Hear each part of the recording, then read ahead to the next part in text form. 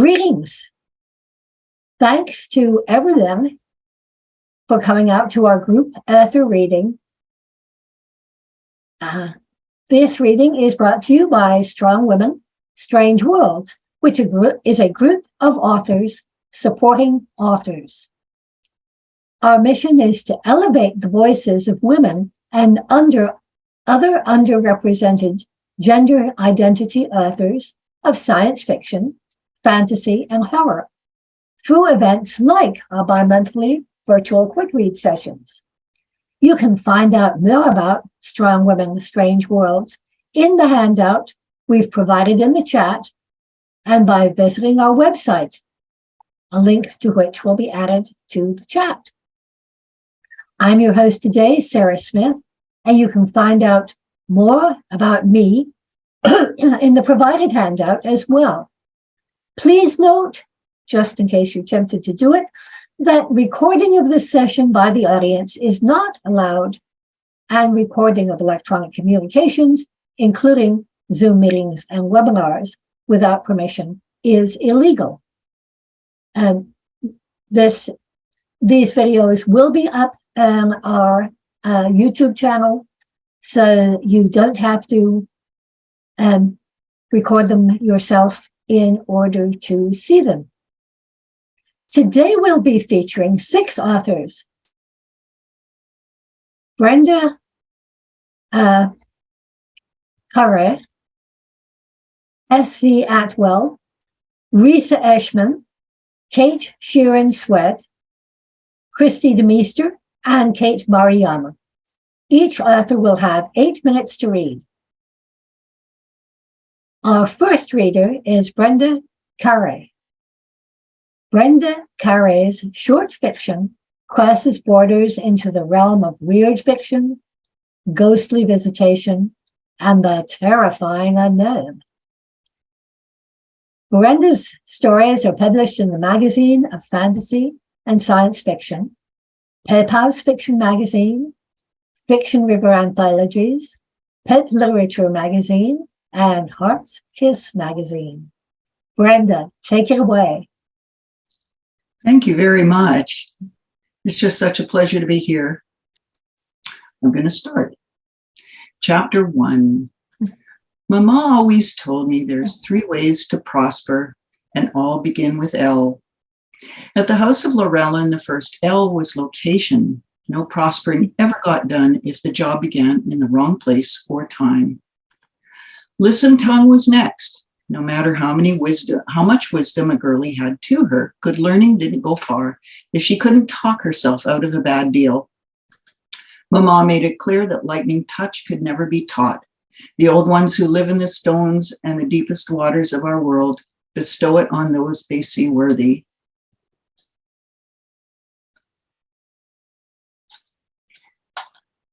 Be glad if you aren't chosen, Mama said. The power's harsh, and such as we do not make old bones.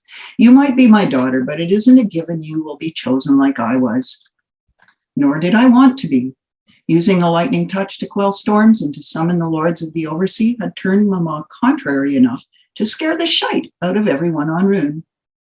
We all set our sails every morning by whether her temper blew fair or foul. Even bloated Grand Corsair and my devious Uncle Vongi feared to cross her. Nonetheless, Mama's wisdom rolled coins into our leathern coffers and stocked our larders, paneled our hall of poisons and filters, and put white Dulcindorian marble on our dance floor. The House of Lorellen brought us teachers and students, mostly girlies, from all across the oversea. To the world at large, our stated courses were dancing and music, history, language arts, and science, with herbology and healing arts included. Even so, we kept our personal drinking vessels and our meat knives in permanent reach. Sparring and knife work tested us to the edge of reason, sometimes breaking bones. Mama's acceptance of students always came with a warning that accidents happened and death could be an end. The Isles of Ruin had been cesspits of death in the past, a haven for unchecked anarchy, poisons, pillage, and murder. Thanks to Mama, Rune's Corsair brethren had turned halfway decent, with some freebooting thrown into the mix. Now there were 2 factions, one being the captains who backed Mama's Runish law, and the others being captains and crew who backed Uncle Vongi's plans to seize himself a foreign power. I reckon that Mama's plan went way beyond Vongi's. She wanted her fingers on the pulse of the entire world. In order to do this, Mama accepted only the girlies and lads with potential to rule the secret places of their homelands by beguiling and enchanting. Her former students ruled spy cabals, whorehouses, and palace strongholds. Sometimes we were sent students whose families hoped they would die. A taste for revenge added spice to our learning. When I turned 15, I started to taste the lightning touch like I'd chewed on iron. The sparks at my fingertips had nothing to do with turning womanish. I was cramping with power. It took 6 months of lessons before Mama set me to my first test and maybe my last at being a sorceress. Either you succeed or you don't, she warned me again. I will not spare you even in the face of certain death. I said back. I'd learned not to cry, not to bend. Her teachings and lightning touch had come with more than hard words. I still had the scars on my back to prove it. Now the air buzzed around us with the presence of wrath. Mama stood braced, rounded and girthy with magic, a barefooted brown little woman in tunic and breeches that whipped behind her. The wind blast licked over her short cap of curls. My ruddy tangles were tugged and twisted, and my skinny young hide already felt pounded. We stood at the highest point of our isle on an uplift of rock above the port of Runeland City. My test was to quell a raging typhoon and turn it back on itself. Just a few breaths earlier, the sun had been hot enough to bake a tunny. Now I could hardly stand straight. The wind was as cold as the rift of shadow. In a few breaths more, we'd be caught by a vertical spray of stinging rain and sea, and whatever storm rack it blew at us. A towering cloud rolled toward us with a crack and a roar of raw power. Here was a tempest ready to screech tiles off roofs and send them to cut off our heads. Here was the kind of South Sea storm that pulls date palms out by the roots and spears them through plantation walls. Every time Mama had faced such storms, she faced death. But she faced death often enough. She'd had the skill to play with her power. I was a raw beginner next to her. Fighting back a typhoon could strip the flesh off me and leave me quivering and begging to die, while Mama fought the storm in my stead. Should I succeed in gripping this storm, I could go half mad from power, like Mama, or even bend the lightning touch by accident and sink Rune to the bottom of the oversea. Dig, said Mama, as the first heavy gust hit us hard with a wail and a whump. Trained always by a few almost deaths, I put terror aside and dug my bare toes into red grit, feeling my temples burn. I spoke the name of the Old One as fact, not plea. This, the ancient who creeps and crawls and burns in the crust of our nation. At my call, he answered, sliding his will into me. A tremor shook me from my dug-in toes to the burning crown of my head. It plucked scalding tears from my eyes and blood from my nose. I stood on knee joints, turned to fire. I watch, I screamed at the wind in Runish. My ears popped like two corks from two bottles as I let go of my body. Mama Llewellyn looked on, with her knuckles clenched to her stiffened jaw. Her round face rain dripping, worried. Her fathomless eyes were two pits of unknowing. I watched from afar like a mariner, staring through the wrong end of a spyglass. My body stood frozen in place, torn between fire and storm, wet to the skin. My hair sparked from the seethe of lightning I knew was there in my body. I watched, curious, from a place of no pain, while a typhoon storm and the Old One of Rune fought for power. The sideways rain stopped as he won. The Old One had seized the storm in his dragonish claws and swallowed sweet power like honey. The gale fell still. The Old One opened my bloody mouth, and the storm subdued fled from him in a silken mist, like soft fog that sits over still water. The typhoon no more, it sparked in the light of the morning, and the sun returning. Alas for me, I returned also into a body convulsed with agony and weight. My test wasn't over. My raw scream came out filled with brimstone and terror and blood. Mama took me in hand as I gagged and choked, turning me onto my side on the rock so I'd not drown in my own bloody vomit. I burned through and through as if scalded to the bone. Bear it, Gret. You can do this. You must. I taught you how.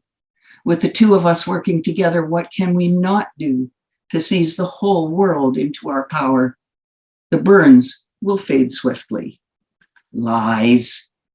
I hated her for not telling me the truth. Mama seemed no more than a lump of shadow. She was a nothingness with a voice as the dark overwhelmed me. Thank you. I'll put some links in the chat and I'll be around. Thank you.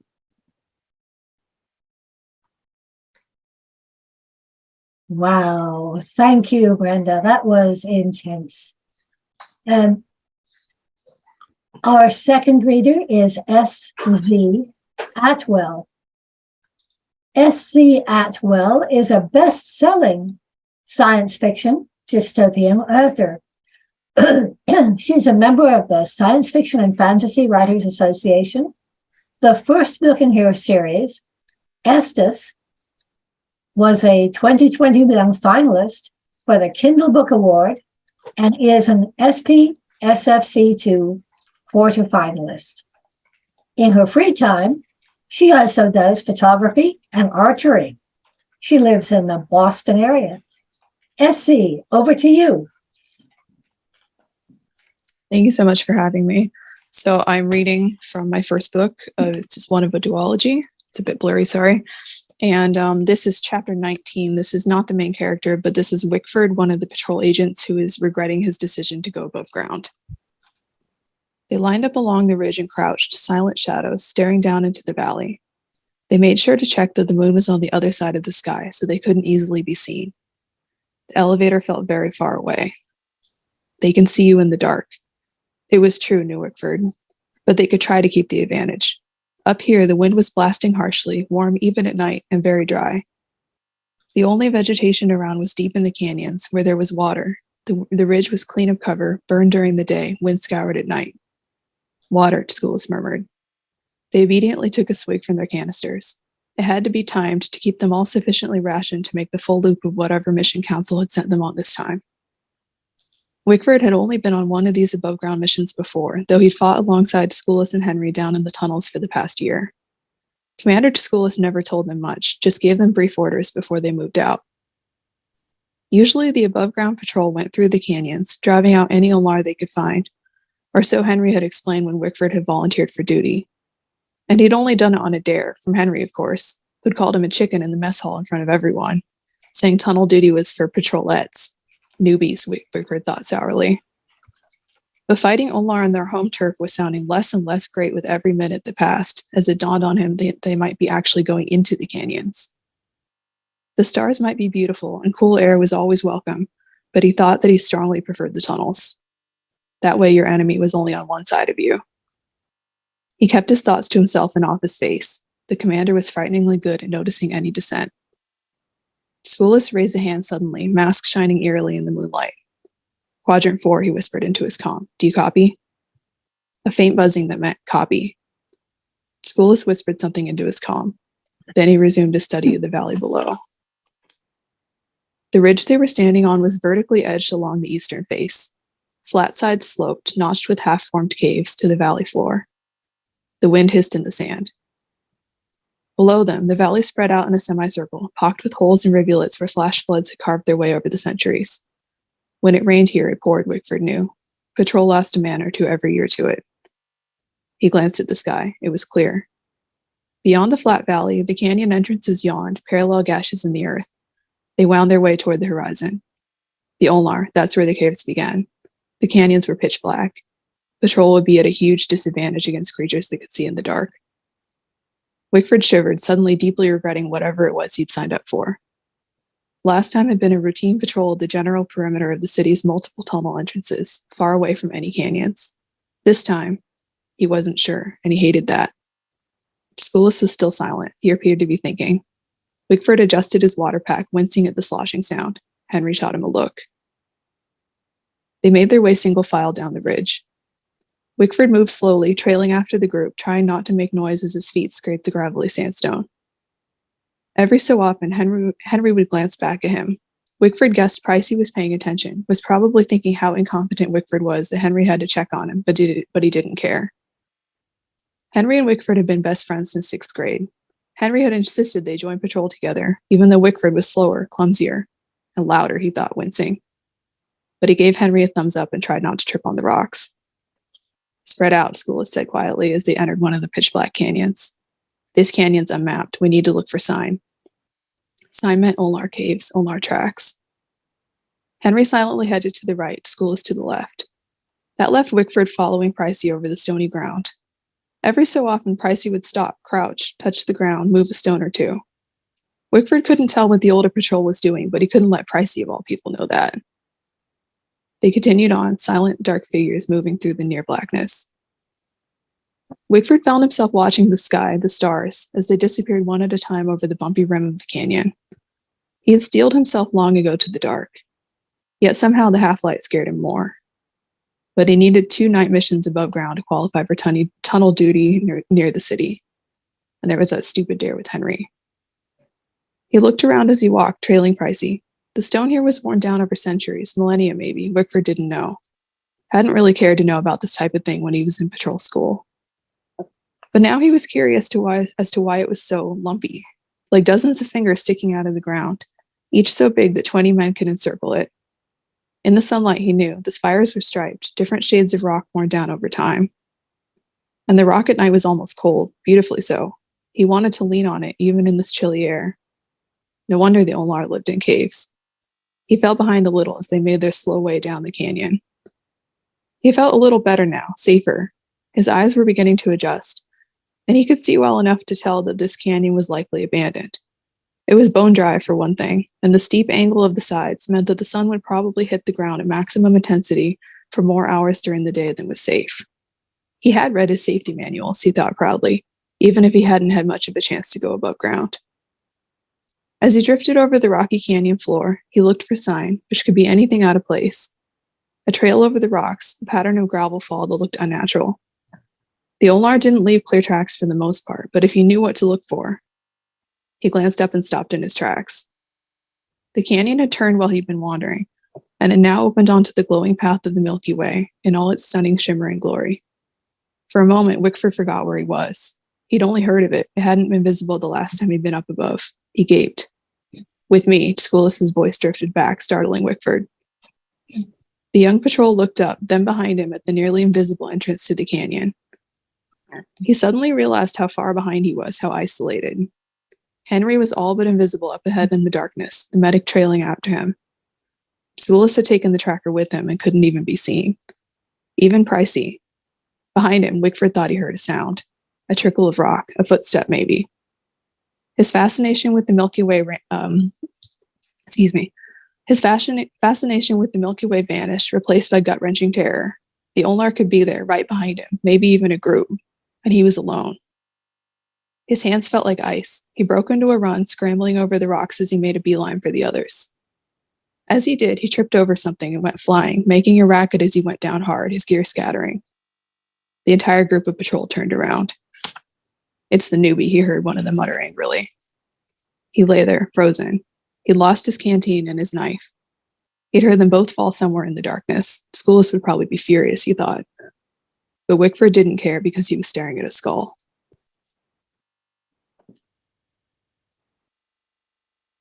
That is it. Thank you for listening. Oh, wow. Now, there's a place to end. At Estes, Book 1, The City. Our third reader is Reese Eschmann. Reese Eschmann holds a master's degree in social work from the University of Illinois at Chicago and worked in schools for 6 years. Reese is the author of Etta Invincible, a middle grade contemporary fantasy novel, and the Home for Meow chapter book series. When she's not writing or taking naps, Reese enjoys rock climbing, baking, and making movies with her family. Reese, it's yours. Hello, everyone. I'll be reading from the section of Edda Invincible where our main character, Edda, is discovering that there might be something magical happening in her world for the first time. Mr. Cole's heavy foot is on the gas now, and the bus bounces by the train station. The elevated trains take people all the way downtown, where the buildings fit together like Tetris pieces, and the people walk so fast that they're always bumping into one another. I lean my head against the window and think about Invincible Girl in the sky. She'd know exactly what to say to the new kid beside me about the fog and the storms and the whoa. A black rocket shoots into the air above the south side of the train station. It explodes into tiny pieces that scuttle against the sky like so many beetles. They crawl over the city in a long, glittery line that twists into a loopy E.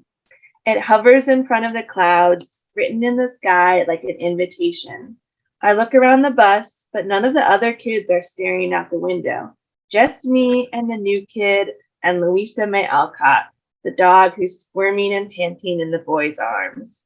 I turn back to the E. Maybe it's for me. E for Edda. My heart beats fast, not a thump-thump like a normal heart. It's a 1-2 punch straight to a comic book villain's jaw. Whack, whack. Of course, the E could be for lots of other words. Excited, exceptional, elephants. Either way, it's strange.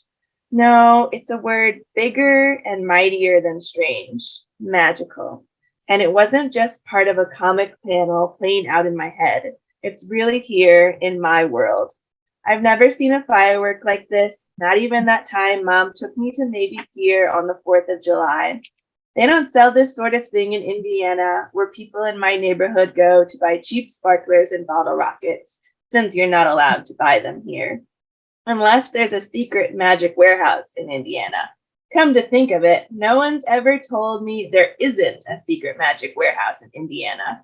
It's the sort of thing that happens in books. I know some people might tell me, come on, Edda, you're 12. Surely you don't believe everything that happens in books. But I do. I'm determined to. The shivery feeling I got when the bus drove through the fog comes back. But this time it's more like all the nerves in my body are standing up in excitement, telling me to get closer to the fireworks. I'm not sure if that's a thing that nerves can do, but I still feel like the E is calling me. This is it, my chance for an adventure. There's no better story inspiration than magic in the sky. Now I'm going to skip ahead to when they follow this magic and discover the magical train that the book's adventure is on, and they see it for the first time. I look around, expecting the world to have changed now that magic has filled the sky. There should be people with cameras and little kids jumping up and down, and a news reporter asking me what I think the E stands for. But Eleazar and I are the only people standing on the platform. The board with the train schedule says there's not supposed to be another arrival for 20 minutes. We're caught in the empty space between the last train and the next train. But there's magic in the empty space. I can feel it. A dark shape appears on the tracks, surrounded by rolling purple clouds. My feet feel a little wobbly. It's an early train, an eerie train. The shape grows larger. My mouth falls open. The train pulling into the station is massive and impossible and colored more brilliantly than any comic I've ever seen. The tracks beneath it turn from rusty brown to bright gold as it approaches, and a sparkling purple cloud hovers above the engine. More fireworks escape from the smokestack. They're much smaller than the ones we saw earlier. The first fireworks were an invitation written in the sky for us to see. This burst is a note passed in class when the teacher isn't looking. It's secret and special. I shiver as I take in the rest of the train. The front is covered in pipes and rods and chimneys that reminds me of trains from old books about traveling west. but nothing else about it looks like any train that's ever existed, now or in old books. The cars are made of sleek black metal, glittering with swirling swaths of color. I look behind me, half expecting to see that an odd-colored rainbow is responsible for the reflection, but the sky is empty. When I turn back to the train, the colors fold into one another, more like a painting than a reflection, and they grow across the bottom of the train like bright, giant flowers. The sort of magic that happens in books is right in front of my face, made of steel and color and smoke instead of tiny printed words. It's real. My heart flutters in my chest. I blink slowly, waiting for the train to vanish each time my eyelids close.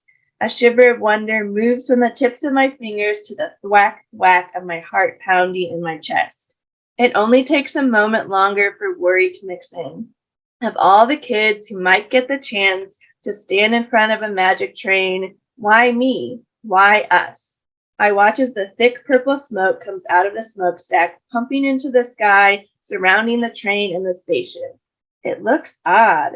There's dark, gloopy tar coming out of the smokestack too. Dad would say that the engine needs a tune-up for sure. Maybe that's why the train wanted us here. It needs our help, but I don't even know how to change the tires on my bike. Beside me, Eliezer's eyes are wide and excited. He pushes a big piece of dark hair away from his face and holds his messenger bag steady at his side. The train is pointed toward downtown, but it doesn't move. Of course, a magic train doesn't pull into a stop just to sit there. It's waiting for passengers, and it called us. Louisa May Alcott's tail wags excitedly. We walk down to the only entrance, a big black door on the very last train car. It slides open. I take 2 steps back, almost tripping over my own feet. Eliezer does the opposite, 2 leaps forward. A purple carpet rolls out the door, covering the concrete platform with a soft, bright path. Louisa May runs forward and sniffs it, pulling Eliezer behind her. He holds the yellow leash with 2 hands to keep her from slipping away. Invincible Girl would follow them, but I'm too nervous to move. I don't think Mom would be happy if I missed school because I was riding magical trains around town. But this is what I wanted, isn't it? I can't write about adventures without having them myself. I finally know how to fill the pages of my comic with magic and fireworks and a train on golden rails. All I have to do is walk up to that carpet and I'll see what's on the other side of the wall in my brain. I'll be able to write my story. And so that is it. And you'd have to read the rest to see what happens. And then I just want to point out also that my giveaway is for a swag pack for the book. It has some beautiful art by the comic book artist Gretel Lusky. And so the pack includes like a print of some of her art. Thank you all so much for listening. Hi, boy, I want to go on that train. I really do. Thank you, Reese. Our 4th reader is Kate Sheeran Swed. Kate Sheeran Swed loves hot chocolate, plastic dinosaurs, who doesn't love plastic dinosaurs, and airplane tickets. She's the author of several science fiction series, including the League of Independent Operatives superhero saga, the Toccata System sci-fi trilogy, and the Parse Galaxy space opera series. Kate, go for it. Thank you. So we do have a giveaway going on. If you join my newsletter, I will enter you in a giveaway to win the first 2 books in this series that I'm reading from tonight. So in this scene, my heroine Sloane is with her science officer Alex, and they're trying to install a new shipboard artificial intelligence. The bounty she just captured is locked in a crate in her cargo hold. That's Brighton, and the ship's pilot is Hilda, who will be chiming in to the scene. I thought you were going to hire a security officer, Hilda said. The pilot had set Moneymaker on auto while they orbited a random asteroid near Shard. Most likely another sliver of destroyed planet, but Sloane tried not to think too much about that. Hilda was smoking one of the flowery-smelling rolls that she usually saved for the quiet hours of the night. We can't afford a double-cross-proof security officer, Sloan said, because I can't get through to the Federation to ask them to front us the tokens. Sloan held up her flip tab, which had been repeatedly dialing the Federation offices for the last 15 million years, give or take. She had their auto message memorized. Thanks for your call. Please refer to your bounty posting for delivery instructions. Have a great day. They won't front you the tokens, Brighton said. Hilda squinted at Alex's work, though Sloan doubted she knew any more about installing ship AIs than Sloan did. But we can afford a state-of-the-art ship AI? Oh, no, Sloan said, we definitely can't. This is a discount model. I think it's used, Alex said, her voice muffled by cords. Brighton snorted. That means stolen. Wonderful. Hilda let out a puff of perfume-laced smoke. It smelled distinctly judgmental. A click sounded from Sloane's flip tab, and the figure of an annoyed-looking Federation official popped into view, his hands on his hips, a knit cap tugged down over his skull. You are tying up the line, he said. There was no way the Cosmic Trade Federation had one comm line going in and out of their facility. I am not, she said. The angry little scowl deepened, along with Sloane's urge to flick him. No, you're not, he said, but your numbers come through approximately 92 times in the past hour. That doesn't sound approximate. Stop calling. Have a great day. He really didn't look as if he meant it. Wait, Sloane said, flashing her flip tab up and over her shoulder so he could get a look at Brighton, whose wide face should be more than recognizable between the slats of the crate. We picked up Brighton, but I can't get him to you without... Miss Tarnish, we don't take calls, and we don't negotiate. We accept bounty deliveries at Bay 35 of our headquarters in the Pike system, as every single bounty posting clearly states. Told you, Brighton said. He didn't have to sound so pleased, though she supposed she couldn't blame him under the circumstances. Sloane straightened her back and lifted her chin, narrowly deciding against the addition of a hair flip. It wouldn't look right in holograph. Then I would like to speak with the manager. The mini Federation official rolled his eyes, then flickered out of sight as he ended the call. Sloane started to dial again, but a voice cut her off. It seemed to come from everywhere at once, the floor, the ceiling, even the walls of Brighton's crate, but that had to be an illusion, something about acoustics.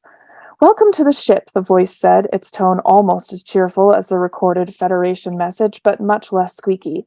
I am Bro, your onboard AI. During this 15-minute tour, I will orient you to the features of the Grendel. Sloane cringed. Not stolen at all. It's the moneymaker, she corrected.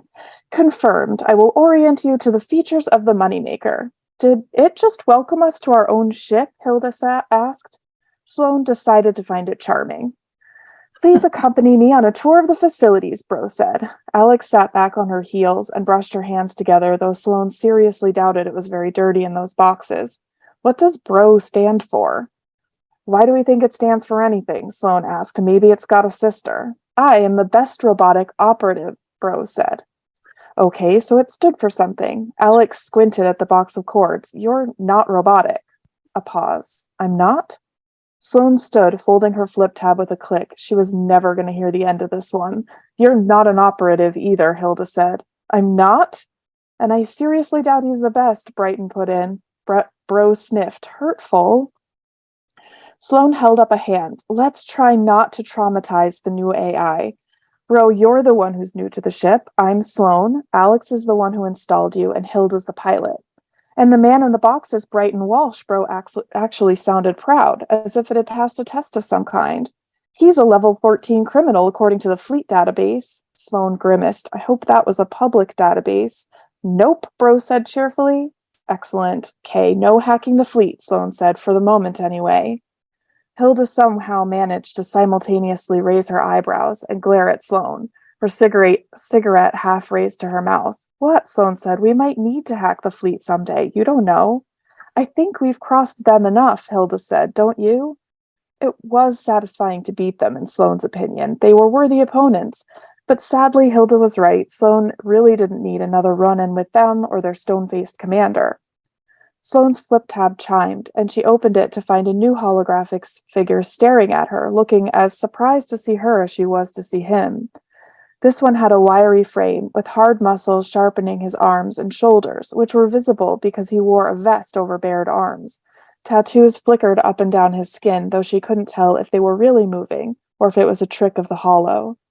He had a razor in one hand, and his face was half covered in a layer of white shaving cream. Alex sighed. Why do I have a bad feeling about this? I have connected you with the Cosmic Trade Federation manager, Bro said. They do not have a manager, actually, but this man's title is listed as a synonym for the term in the 24 thesauruses I checked. See, Sloane said, good AI.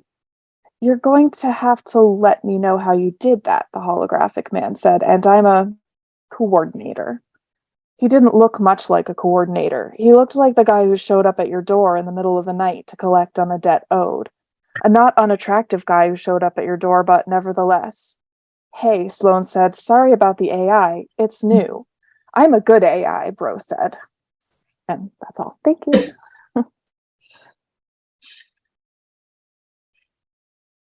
Kate, that is such a giggle. Thank you. Our fifth reader is Kristi DeMeester. Kristi DeMeester is the author of Such a Pretty Smile, Beneath, and Everything That's Underneath. Her short fiction has appeared in Ellen Datner's Best Horror of the Year, Year's Best Weird Fiction, and Stephen Jones's Best New Horror, in addition to Black Static, The Dark, and several others. Kristi, terrify us. Thank you so much for having me. I am very appreciative to be here. I am having a giveaway to win one free copy for US participants of the hardcover of Such a Pretty Smile, and I will sign it for you as well. And then for our overseas listeners, one e-copy of the book for your reading pleasure. So I'm going to be reading from chapter 1. Lila, 2019. There was blood in the water, a dull pink bloom, the morning Lila Sawyer heard about the first missing girl. Macy had sent her a screenshot, and the picture showed a girl only slightly younger than they were, 12 or a mature 11, with lank dark hair and deep-set eyes the color of pond water. Lila glanced at her phone as she balanced one slippery leg on the edge of the tub, her mother's forbidden razor in her hand. The cut on her ankle stung as she splashed water over it. Holy crap, have you seen this? Lila set the razor down and wiped her hands on the towel hanging from the rack before grabbing her phone to pull up the picture. She recognized the girl, the plain angles of her face, how she'd hidden behind a veil of hair as she hurried through the hallways of East Pritchard Middle, invisible as Lila had been before Macy lifted her into something that resembled popularity. What happened to her? She typed, and then swiped the blade over her legs again, hoping that this time she'd managed to avoid cutting herself. If she came out of the bathroom looking like a horror show, her mother would know she'd been shaving, a full year before she was technically allowed, even though every other girl she knew had been shaving since 10 or 11. She'd begged when she turned 13, but her mother refused to budge. Shaving was something women did, and never above the knee, unless she wanted people to think she wasn't a good girl. Lila was tired of feeling like a yeti every time she wanted to wear shorts or a skirt. Her phone chimed again. Dunno, her legs were all torn up. Cops are on the news saying she probs got lost in the woods and coyotes got to her or something. My mom says there's no way an animal could do all that, and that it's definitely a murder. It's freaky. Lila's stomach turned over as she stared down at the girl's eyes, thinking of what she would have seen and felt in her last moments. Teeth, pressure and pain colliding in the deeper parts of her before bursting outward like a terrible, darker growth, and then the knowledge there would be no more breath to draw, no more sun. Lila typed out a reply, but there was nothing to say that didn't sound hollow, so she set the phone on the floor, blinking away the threat of tears. She ran the razor over her legs again without caution. The story had given her goosebumps, her prickled flesh easy to nick.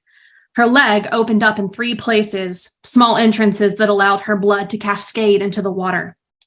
Shit, she said, because her mother wasn't in the room to yell at her for using unladylike language.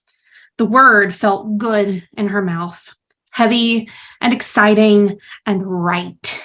Nothing at all like her boring mush of a life inside the tiny apartment her mother had found in Ackworth. She'd wanted to get Lila out of the city and had read some article about how it was an up-and-coming metro Atlanta town, only it had never really up and gone anywhere. There were a few restaurants, including Hank's Cajun Grill, which her mother said was close enough to the New Orleans cuisine she grew up on, and a Target, and a beach on Lake Allatoona that wasn't really a beach at all, but a tiny stretch of dirty sand where kids in soggy diapers dribbled apple juice while tired-looking moms stared out over the unmoving water, as if just looking could change their entire lives into something that wasn't this. At the very least, Lila wished they could live closer to Atlanta, where her mother taught art theory and sculpture 1 through 4. Her mom constantly reminded her that this city wasn't a good place to raise a kid, and she needed to be able to see the sky and stars and take a breath that didn't feel choked. It was better for her art and better for Lila, and they were staying in Ackworth. End of discussion. Still, Lila daydreamed about who she would have become if they'd stayed in Midtown. Some cooler version of herself with neon hair and a nose ring, and maybe an illicit tattoo she'd have had done in Little Five by some dude nicknamed something ridiculous like Bone or Animus. She hurried and finished, then stepped out of the tub, dripping onto the tile, to replace her mother's razor in the little caddy hanging on the wall of the shower. Using a wad of toilet paper, she swiped at the blood on her legs and then tacked a few pieces onto the nicks, willing herself to heal more quickly. School started in 45 minutes, and her mother wasn't the kind of mom who would write her an excuse if she were tardy. Come on, she muttered, but she was still bleeding when she tugged on a pair of dark leggings and then pulled her favorite dress over them. It was the color of an emerald, with fabric delicate as a moth's wing that fluttered around her when she moved. Once she got to school, she'd take the leggings off. If her mother saw her chewed up legs, she'd be able to tell Lila had shaved them. So she put the leggings on, even if it meant she was stifling in the late spring heat. Sweat pulled against her lower back, and she fanned the dress away from her, already imagining what Macy would say when she saw her bare legs. If her eyes would go wide, a smile curling at the edges of her lips in the way that made her look dangerous and beautiful at the same time. Lila scanned her face in the mirror and wondered if there was anything hiding there that would betray her feelings about Macy. What had started as awe over this girl who'd offered Lila her friendship had become a kind of agony, a need that had evolved into something larger than calling Macy her best friend. But she knew how Macy saw her, a passion project or a plaything she could hold up and examine, like an insect pinned in place before nodding in approval. Yes, hadn't she done a good job with what she'd created? Hadn't she taken something drab and made it beautiful, made it better? But Lila was still the same person her mother had given birth to, the squirming, awkward girl who was treated as if she were 5 instead of 13.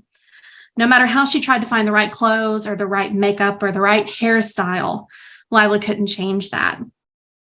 Lila's bedroom was painted baby pink with a ballerina border, a leftover from whoever had lived in the apartment before the leasing company hadn't bothered to change before they moved in. She hated it, wished her mom would let her paint it bright teal with a canopied bed and tulle curtains she could close at night and feel like she was sleeping in the middle of the clouds. Maybe some twinkle lights, or at least some posters, anything that would belong only to her. But her mom said she didn't have the money, even though it wouldn't be that much. So Lila had never asked Macy to sleep over. She'd rather die than have Macy see her room before their friendship had gone any further. Okay. So that's a lot of teenage angst, but there is murder in here. Thank you for having me. That is just great, making that out of shaving your legs at 13. We all remember, most of us remember. Okay, thank you. Our final reader excuse me, is Kate Maruyama. Kate Maruyama's novel, Harrogate, was published by 47 North. Her novella, Halloween Beyond by Crystal Lake Publishing, and Two Households, Safer and Family Solstice, is upcoming from Royal Dog Screaming. Her literary novel, Alterations, is due out from Running Wild Press in 2023. She writes, teaches, cooks, and eats in Los Angeles. Take it away, Kate.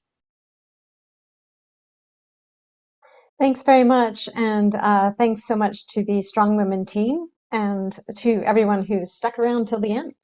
I'm reading from Halloween Beyond, and my giveaway is a soft cover for someone in this country. And also, if you happen to win and you live abroad, I'll be sending an electronic version.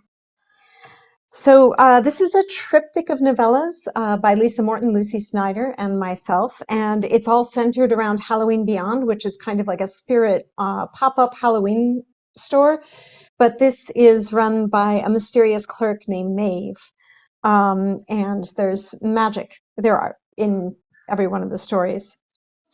The store's inscrutable clerk finds Lex exactly the right costume, which somehow makes people see the non-binary Lex for who they really are.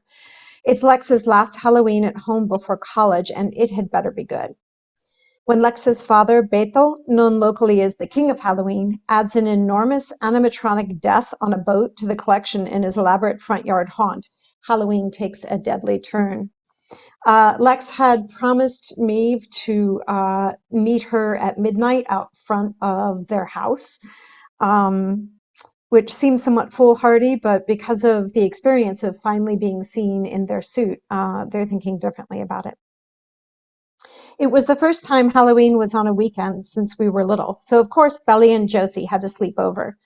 We were so tired and candy drunk, but for one night were given a break, and that was so nice. We put on The Omen and sang along with the spooky soundtrack until we ran out of steam and passed out. My 10-minute appointment alarm on my phone woke me up. It was almost midnight. Maria was bunking in with Mom, but Rachel and Bella's snores were just as homey as hers. Midnight? What the hell was this supposed to be anyway? Some chick I'd met at a costume store said for me to meet her at midnight. Death had said, or I imagine Death had said, see you at midnight. This was nuts. But that feeling, that anticipation tickled once again. I sat upright. Well, I was thirsty and I had to pee. What would it hurt to at least investigate? After the bathroom, I padded into the kitchen and got a drink of water. I'd slept in my costume and I didn't know why waking up wasn't more uncomfortable. Those hot dogs from the fingers in the blanket were salty, so I poured a second glass of water, slipped into my boots, and stepped out front of the house. Death was as still as the rest of the animatronics, and without Dad's music or the chorus of the creatures' recordings and their laughter and creepy sayings, the street was quieter than it had been that night.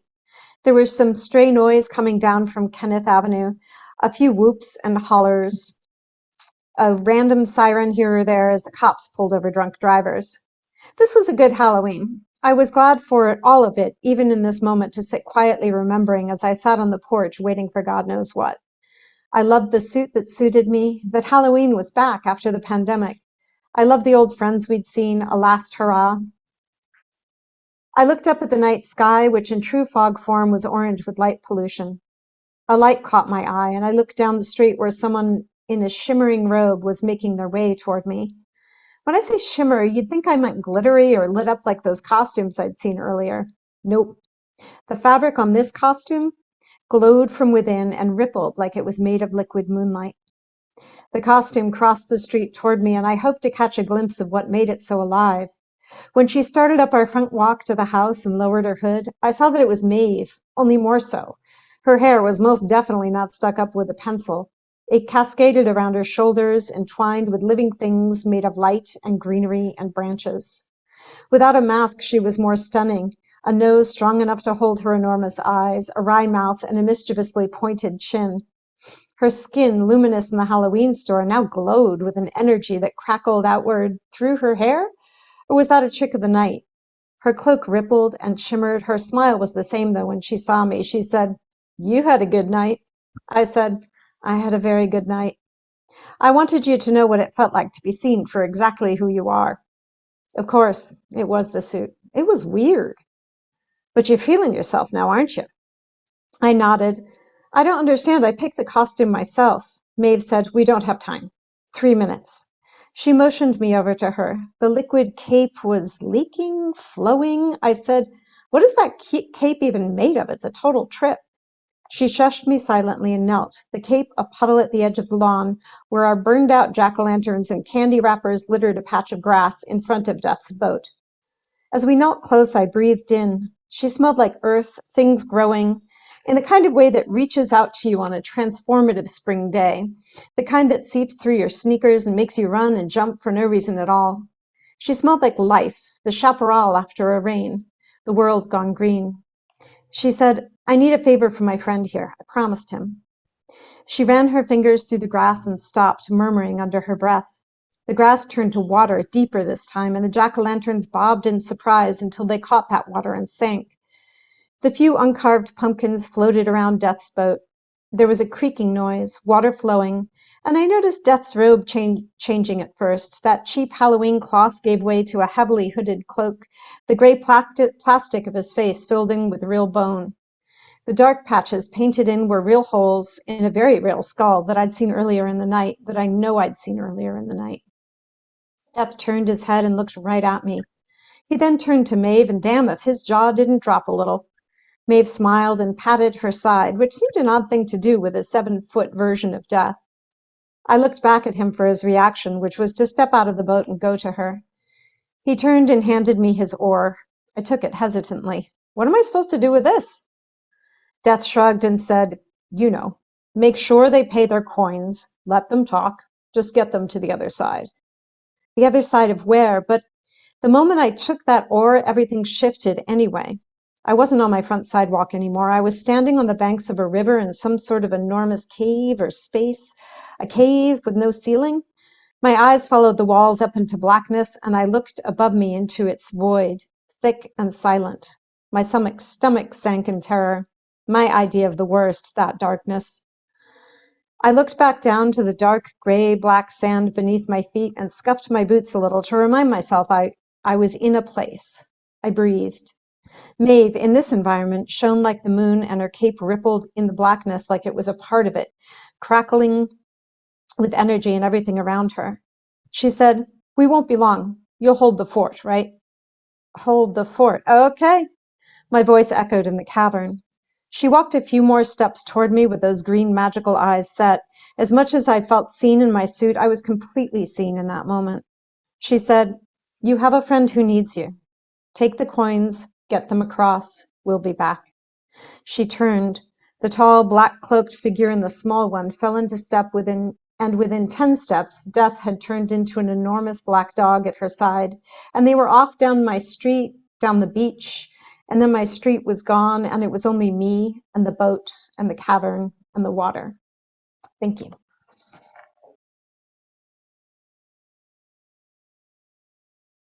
Thank you, Kate. Thank you so much to everyone who came today.